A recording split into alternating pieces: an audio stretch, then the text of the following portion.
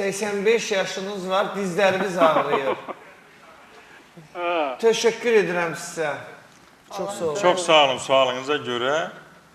Təbii ki, dizə ağrı verən ən çox orada olan maddələr mübadiləsi pozulur, ya iltihab nəticəsində artrit olur, ya sümüyün başında yeyilmə olur, ona artroz deyirlər və yaxud da orada mensk, orada yeyilmə ya da cırılma olur menskdə və yaxud da ki, revmatizmdən yaranır və yaxud da ki, revmatoid polartritdən yaranır. Yəni, səbəb çoxdur.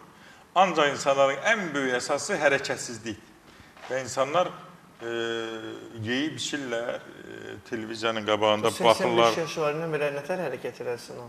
85 yaşında sən gedəsən, mən Tokyoda gördüm, Yaponiyada. Belə gedir, arxasından çata bilmirəm və baxıram ki, komsomoldur. Bir də nəsə fırlananda görürəm, bu pensionerdir. Mən də Kıbrısda, Yunanları ilə gördüm. 105-110 yaşı var, mən arxasından çatamıram bunu. Yəni 85 yaş. Elə belə yaşdır. Rusiyanın prezidentinə, Çinin prezidentində də danışında bir söz getdi. Orada ki, 150 yaş adi yaş olmalıdır və ölümsüzlüyə getməliyik. Yəni, dünyanın çünki imkanlı adamlar yaşamaq istəyir. Hamı yaşamaq istəyir.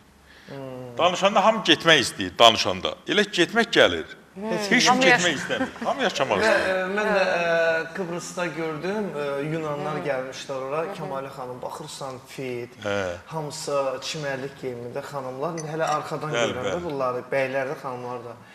Deyirəm, o nə qəşəngdir. Görəndə bilirsən ki, bunun bir 70-75 yaşı var. Həyat eşqi, sevgi yaşayırlar. Eşq yaşayırlar, o yaşda. Deyirsən, bizə bax, bizim qədər evdə oturub deyirlər, ya bu nənə də otursun evdə, bu baba da otursun evdə. Nəsə, əziz tamaşaçılarımız, əlaqə nömrəmizi görürsünüz. Seyfəddin doktorla əlaqə saxlamaq istəyirsinizsə, Doktor Seyfəddin klinikası Bakıda Həzrət Aslanov metro stansiyasının çıxışında yerləşir. Söhbət Xətai rayonundan gedir. Minirsiniz metroya ən qəşəngi. Birbaşa gəlirsiniz, çıxışda görəcəksiniz ki, hündür mərtəbəli binanın altındadır.